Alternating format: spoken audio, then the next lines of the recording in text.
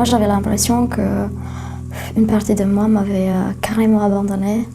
J'étais là, mais sans être là. C'est ça qu'ils cherchaient, quoi, les filles naïves. C'est du pain béni pour eux. Une fille qui n'a pas de famille, qui n'a pas de repères, et voilà.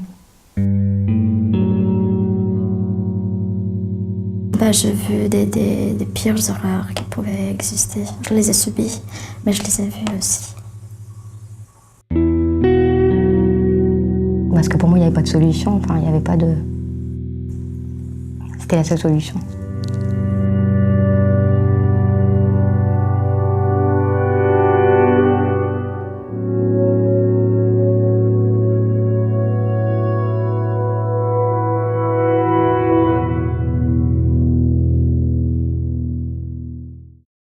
Ma vie, c'est une vie tout à fait... une enfance, je veux dire, tout à fait normale. J'étais encore mineure et c'est un des soirs que j'allais pour rentrer chez moi vers 23h que le drame est arrivé, en fait. Enfin, j'étais avec ma petite sœur. On nous a placés dans des foyers, ensuite on nous a séparés. À force de fugue et de... je partais tout le temps, etc. J'ai rencontré des mauvaises personnes, on va dire. Donc ça a commencé à 16 ans et demi. J'entends une voiture qui s'arrête très brusquement et il y a 3 personnes qui sortent de la voiture et ils me balancent à l'intérieur vraiment comme si c'était un animal, pas une personne. Donc c'était des personnes que j'avais jamais vues de ma vie. Et à partir de là, je ne savais pas où je suis et qu'est-ce qui se passe.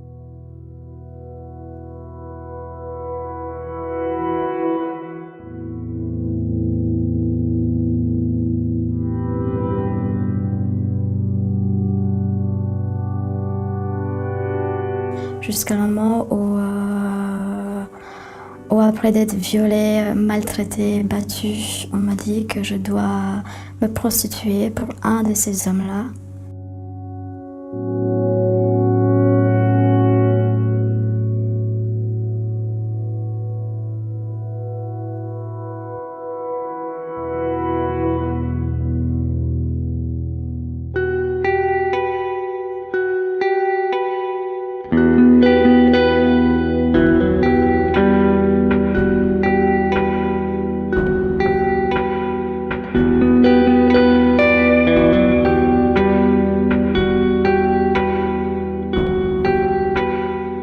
Dans l'exploitation sexuelle, on peut distinguer, en tout cas actuellement, 2 groupes principaux, dont une partie vient de l'Europe centrale et orientale, la Roumanie, la Bulgarie en majorité. Pour l'autre groupe très représentatif, c'est des jeunes femmes qui viennent d'Afrique subsaharienne et notamment du Nigeria. Ça peut être des organisations très artisanales, familiales qui recrutent dans le pays d'origine. Et ça peut être aussi des organisations criminelles de forme pyramidale avec toute une organisation très structurée. Il n'y a pas un modèle, mais il y a différentes formes. Donc les réseaux vont recruter des jeunes filles, des jeunes garçons, les transporter de manière tout à fait libre et les mettre en place sur les trottoirs parisiens afin de les exploiter. Le rôle de la brigade de protection des mineurs est double. Il est d'assurer la protection du mineur et il est également d'enquêter sur l'exploitation du mineur prostitué. Lorsqu'un mineur est identifié, qu'on sait qu'il se prostitue, le parquet, en règle générale, va solliciter la saisine d'un juge des enfants qui va, lui, pouvoir suivre le parcours du jeune, son placement, son devenir après la prostitution. Ces jeunes-là sont pris dans des réseaux extrêmement maltraitants, extrêmement dangereux. Et donc, ils n'ont même pas l'idée qu'ils peuvent échapper à ces réseaux en allant voir quelqu'un. Hein? Et c'est extrêmement rare que des jeunes aient d'une part le courage de porter plainte et ensuite de rester suffisamment longtemps pour qu'elles arrivent dans le bureau du juge des enfants. que je dis elle, mais ça peut être il aussi. Hein. Bon. Moi, j'en ai vu beaucoup qui abandonnaient en cours de route, malheureusement. C'est-à-dire que, pour une raison ou pour une autre, on n'avait pas réussi notre travail d'apprivoisement, ou bien elles étaient trop marquées par ce qu'elles avaient vécu, et à ce moment-là, eh bien, elles finissaient par s'enfuir, et on ne les revoyait plus.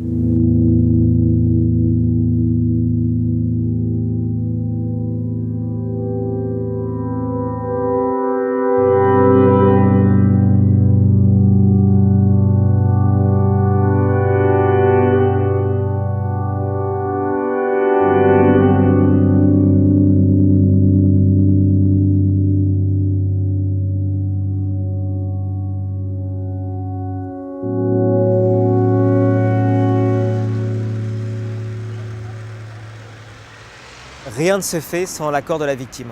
Sinon, on n'avance pas. Et même le fait qu'elles soient conscientes qu'elles sont exploitées, c'est pas évident au début, quoi. Et nous, quand on parle de protection, pour elles, protection, ça veut rien dire, ouais. Quand on va voir le juge, c'est parce qu'on a fait une bêtise, c'est parce qu'on est condamné. Donc c'est à assimiler quand même à un système répressif ou pénal. Donc il y a quand même énormément de travail à faire avec ces jeunes filles pour qu'elles puissent avoir les codes et commencer à changer un peu leur regard et accepter d'avoir confiance, puisqu'elles sont fait avoir toute leur vie par des adultes, dans d'autres adultes qui, ceux-là, pour quelles raisons, peuvent peut-être leur vouloir du bien. Ouais. Donc voilà, c'est quand même un long processus. Hein. C'était comme une devise pour les proxénètes en fait, soit tu la mets dans la drogue ou soit je lui fais croire au grand amour. Dans les deux cas, elle m'appartiendra et ces gens-là sont là tous les jours dans les lieux de prostitution et cherchent des personnes fragiles surtout. Au départ, je me disais c'est que des menaces, c'est que des paroles, donc si je m'en vais, il ne va rien faire. En fait, je l'ai fait, je l'ai trouvé chez moi en train de tabasser vraiment ma propre mère. Donc là, j'avais vraiment très peur pour eux, j'étais obligée de rester. Et j'ai vu vraiment la mort par ces coups, en fait. Donc je me suis encore prostituée dans un autre pays, mais là, c'était dans la rue. C'est vrai qu'il y a peu de solutions de protection, finalement, c'est là-dessus où il y a un gros travail à faire avec les pouvoirs publics, pour améliorer les solutions de protection, faire des protections beaucoup plus sécurisées, plus cachées, dans des lieux inconnus, et après avec une vraie prise en charge et des vraies solutions quand elles deviennent majeures. Donc c'est lourd, hein, ça demande de la coopération internationale, ça demande de la coordination avec pouvoir public, associations, ce qui n'est pas toujours facile des deux côtés, le dialogue passe pas toujours. Et troisièmement, ça demande des moyens pour éviter qu'on s'habitue à ce phénomène qui, de notre point de vue en tout cas, est en train vraiment de se développer, en augmentation. On est condamné à vendre de l'amour, mais on ne peut pas en recevoir. On est condamné à ne plus jamais avoir d'amour, en fait, si ce n'est celle qu'on vend. Mais j'avais l'impression que je verrais jamais le bout du tunnel, en fait. Je me disais que j'étais prisonnière, quelque part, de ma vie. J'étais toute seule, enfin... Comme s'il y avait une guerre quelque part, vous voyez, quand tout est par terre et qu'il n'y a personne, et moi je suis en plein milieu, je me sentais un peu comme ça. Enfin, je me disais, qu'est-ce que je vais faire maintenant ? Je me sentais... J'étais désarmée. Enfin...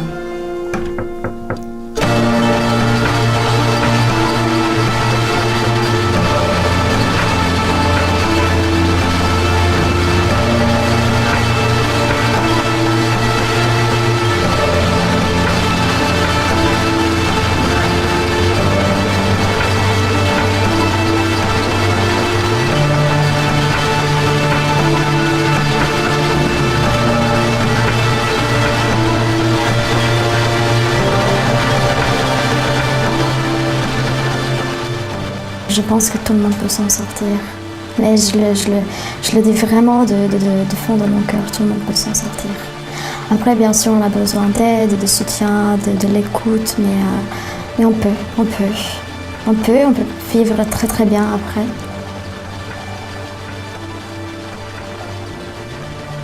Non, j'ai plus d'espoir. Mais c'est vrai que je peine à voir le bout du tunnel quand même.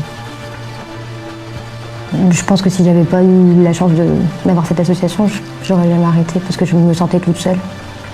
Je suis dans une phase de reconstruction et je je me donne des projets quand même pour l'avenir.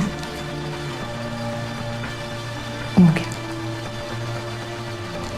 j'ai passé un concours que j'ai pas eu, mais je repasserai l'an prochain. Et j'ai repris une formation de remise à niveau qui s'étale sur 9 mois, donc j'aurai bien le temps. C'est pas qu'un aspect professionnel, c'est aussi un aspect personnel. Donc c'est quelque chose de bien complet dont j'ai besoin avant de clasher comme ça dans le monde du travail. Je voudrais une famille heureuse, c'est ça mon projet. Et soudée.